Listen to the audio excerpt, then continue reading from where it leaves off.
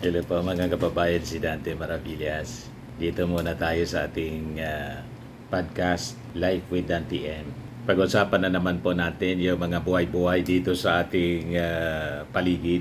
Buhay ni Vice Ganda, mga kababayan, kasi sabi dito sa balita, sa showbiz, pagod na daw siya. Napapagod na ako, Vice Ganda. Gusto na ng mas simpleng buhay at maliit na tahanan. Talaga niya, Mr. Maravillas, hindi mo maintindihan ng tao. Ganon talaga, mga kababayan, ang tao sa mundo. Hindi makontento. Yung maliit ang bahay gusto malaki. Yung malaki yung bahay gusto maliit.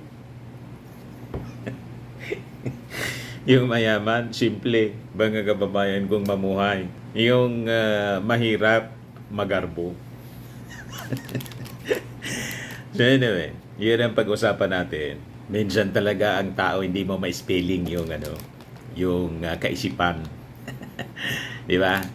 Pero before that, mga kababayan, kung hindi pa po kayo nakasubscribe dito sa ating bagong YouTube channel, click subscribe muna po ninyo. And like and share na rin po ninyo ng ating video. At itong ating programa, hatid sa inyo nitong napakagandang product namin. Yan I am amazing pure organic barley powder drink mix from Australia. Yung gustong magnegosyo nito po, mag-message na lang kayo sa amin para gumanda ang buhay. At yung gustong mag-try nito, inom muna tayo ng isang sachet. Yung isang box nito, mga kababayan, 10 yung laman. Yan, simple lang naman yung pagtimpla nito, mga kababayan. Lagay lang dito sa isang basong tubig. Konti lang naman. Kung malaki yung baso ninyo, kalahati lang yung tubig. Hindi kailangang mainit or malamig, yung ordinary lang po. Yan. Saka haluin nating mabuti para ayos na ayos. Parang nagtitimpla lang po ng kape. Yung style nito po. Ito na siya. Inom muna tayo ng kaunti. Masarap. Pwede niyong lagyan ng sweetener, pero ako hindi na. Pure lang po. Marami kaming stocks nito. Pwede kayong mag-order sa akin. Yan, mga health benefits niya. Boost immunity, improves digestion, enhances energy levels, packed with antioxidants, prevent cancer. Endorsed by Maritoni Fernandez, isang cancer survivor po. Pwede niyong i-message yung aking anak. So gustong magnegosyo po, mag-order nito, Riz Maravillas. So, balikan natin itong kwento ni Vice Ganda, mga kababayan, kasi sabi niya, napagod na daw siya. Gusto na lang niya ng simpleng buhay at maliit na tahanan. O, di ba?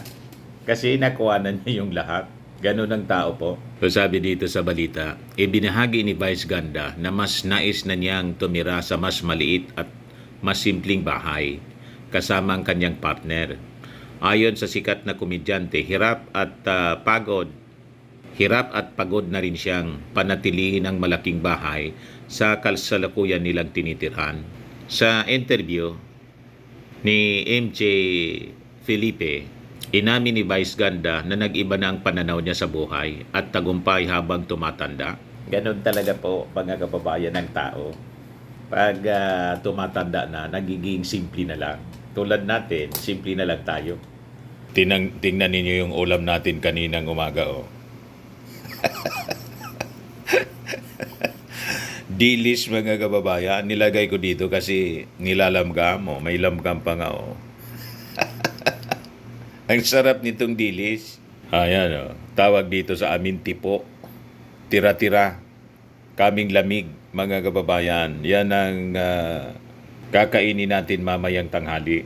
Tapos ito, guyabano. Ayan, pag 2 araw na tong guyabano. Hindi ko maubos, malaki kasi siya. Saka banana, saba. Sawaan na po sa mga pagkain masasarap, 'di ba?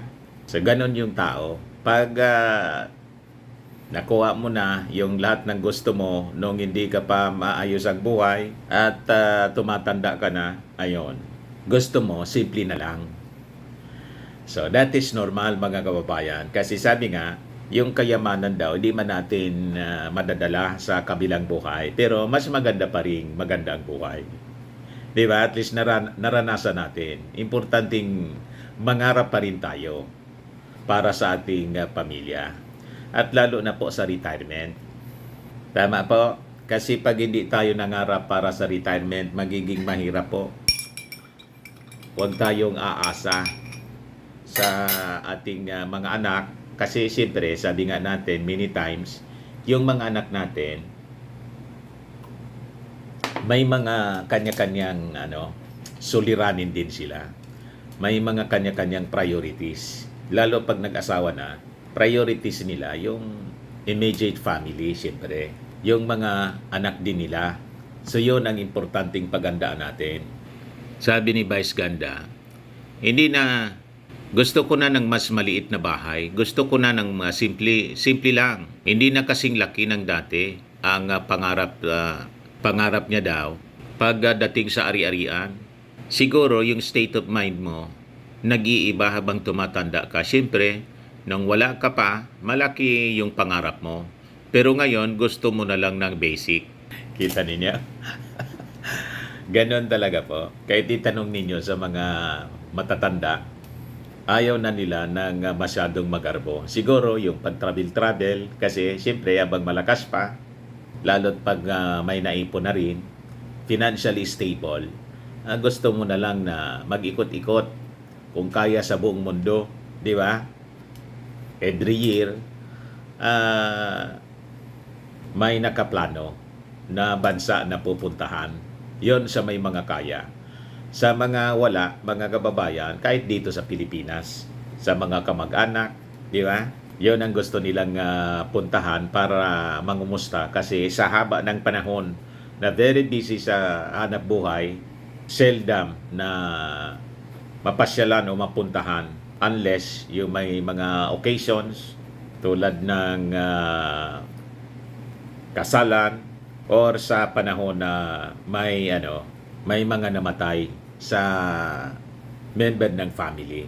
So sabi dito, ibinahagi rin ni Vice Ganda na napapagod na siyang mag-maintain ng malaking bahay. At minsan pa nga ay tila nagkakataguan pa sila ng kanyang kasama dahil sa laki ng bahay. Napapagod ako. Dapat mas maliit na lang bahay natin para hindi tayo nagtataguan. O diba? Kaya kami mga kababayan, gusto ko pa sana na pa-expand ng bahay. Ngayon lang, may bago kaming property na gusto sana namin lagyan ng panibagong bahay. Kaya lang sabi ko, ani naman namin, baka sayang lang, mga kababayan. Baka mabulok lang, hindi man namin matirhan. Kasi okay na itong kinalalagyan natin. Dito nga, 3 na lang kami dito. Kasi yung mga anak ko, may kanya-kanya na rin na tinitirhan. Kasi kailangan yon para maging independent. Maturuan na para maging independent sila. So, may apartment kami. At yung anak ko dati, sa Maynila, may kondo sila. Or may kondo siya. So sabi dito, kinuwento ni Vice ang realidad ng pagkakaroon ng malaking bahay na bukod sa magastos, ito rin ay mahirap i-maintain. Yan po.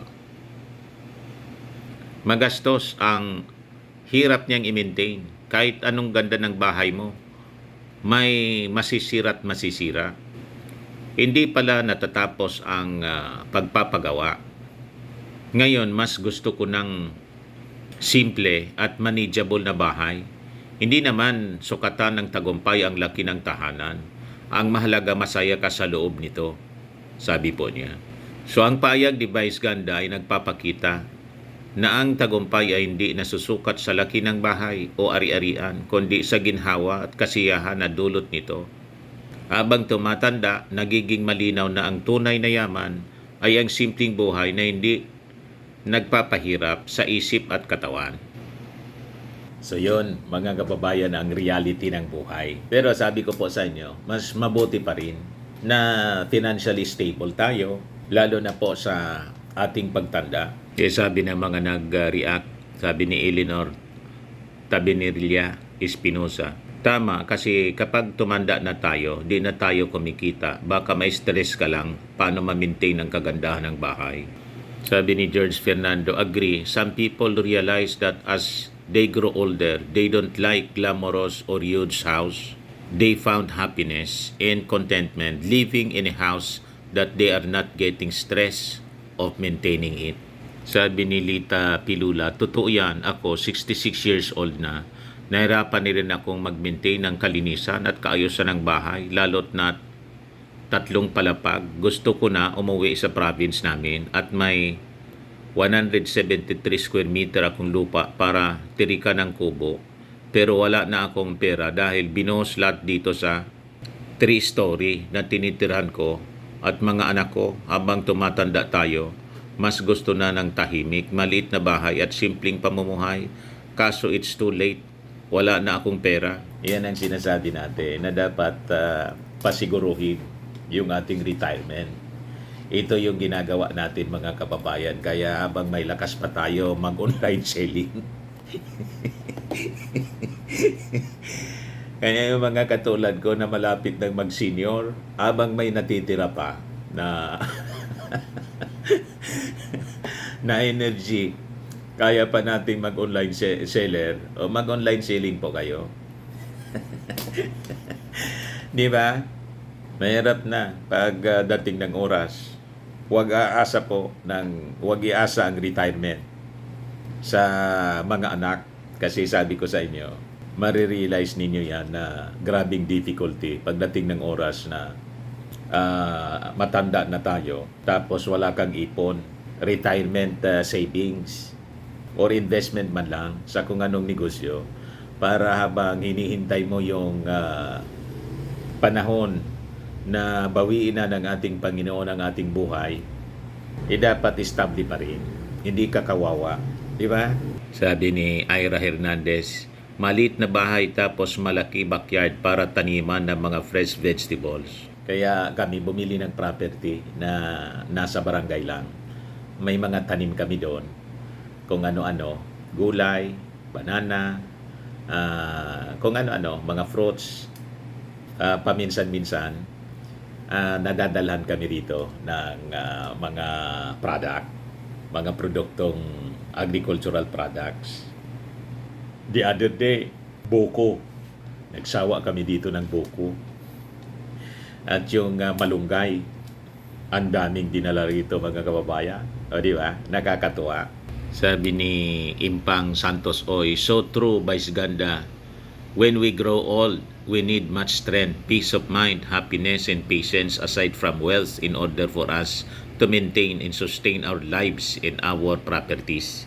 We cannot do it if we already have a failing health and we are already old and weak. Let's always remember that life here on earth is just temporary.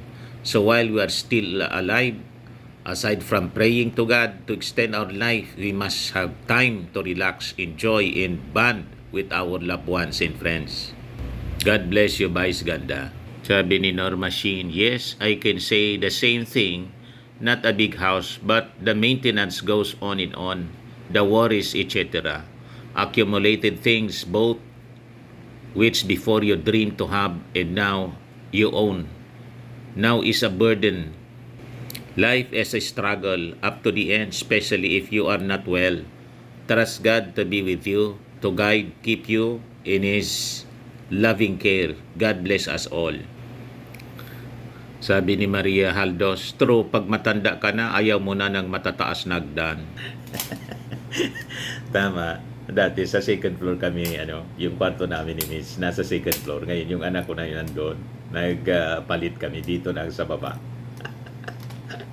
Para madali lang yung pag-ikot-ikot, mga kababayan. Yung sa third floor namin, sa roof deck, sa isang buwan, once lang yata ako nakakaakyat doon. Kung may importante lang, too much busy. Mga kababayan, dati, sabi ko, magandang mataas yung bahay kasi nakakapag kalag-kalag. Ano ngayon Tagalog, kalag-kalag. Kitang-kita, parang nasa tower. Kitang-kita yung Mayon Volcano, kitang-kita yung SM, kitang-kita yung paligid ng aming lungsod sa roof deck namin, pati yung bundok. Diba? Napakaganda. Pero ngayon, nagsawa na ako. Diba?